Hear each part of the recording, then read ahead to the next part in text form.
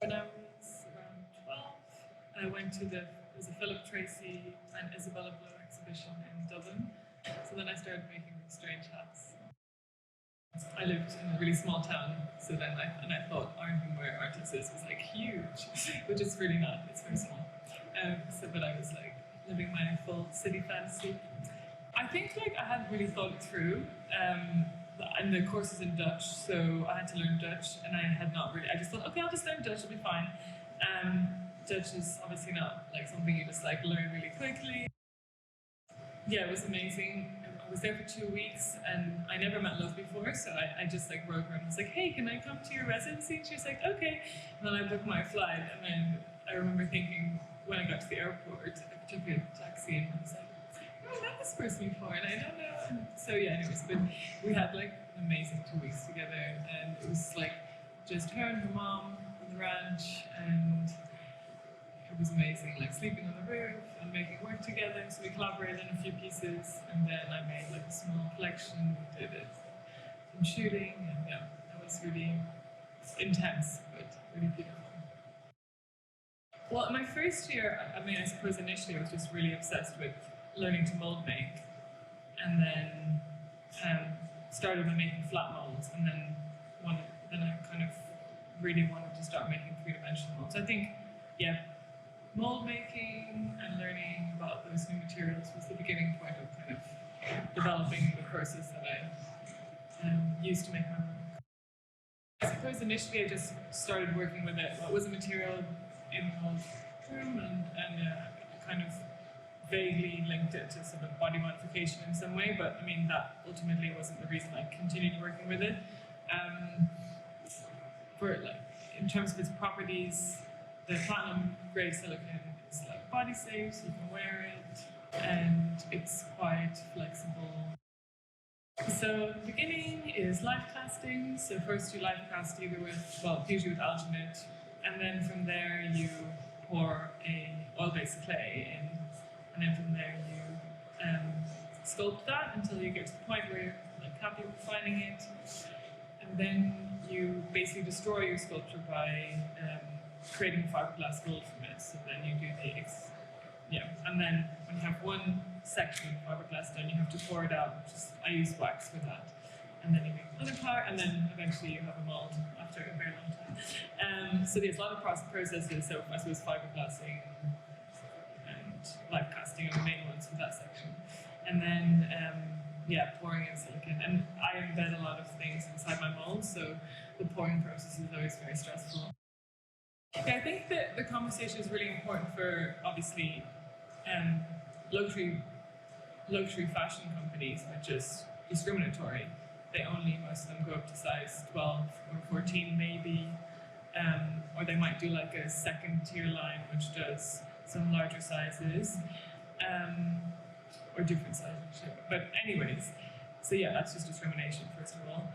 And then second, I suppose, aside from that, like how do you make, say, a size 16 that's everyone's size 16, or how do you make a size 12, or how do you make any size that's everyone's body shape? So I think that a return to kind of like getting your garments tailored after you bought them, or in general, kind of more of a couture way of working, but then how do you do that for everyone? So I think, yeah, it's an interesting question.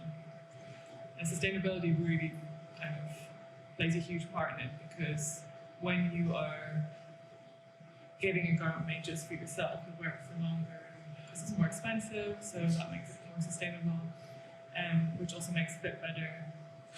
I mean, usually companies just grade up, so they're just taking the kind of standard size model and then they're just kind of widening it for the other sizes, which means that none of the larger sizes usually fit anyways. So they either don't get bought or don't get worn, which means that's also really unsustainable. So, yeah, I mean, there's fit and sustainability and like less discrimination all go hand in hand. At the moment, we're only catering for really the smallest size. I actually had to go to the eye hospital on the morning of the show, so that was I had like some part of the front of my eye was ripped, and I couldn't see anything, and I like really thought I was blind. I couldn't look in the mirror or anything, so I ended up coming to the show like half blind. So that was probably the most challenging part. Yeah, So my intern had to collect me from the eye hospital. I was just like, oh no, it's not a good beginning of the day.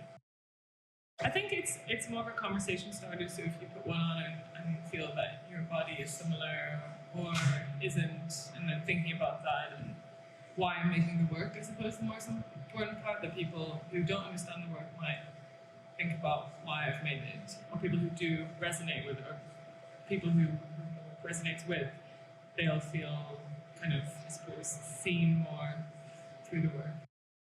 I mean, I think would be a very long answer.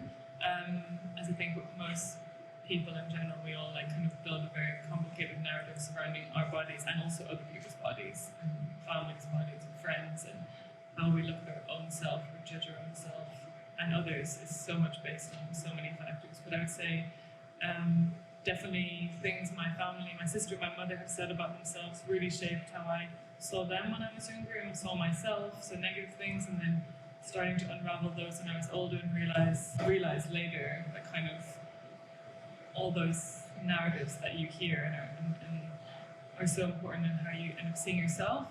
But mainly, I suppose, I always had body dysmorphia, which I only realized in the past few years what it was. And so having like such a skewed version of yourself that's always changing, even if you don't change, that there's never any, I felt there was never any consistency with how I perceived myself, which was very stressful. And I think that trying to kind of have some sort of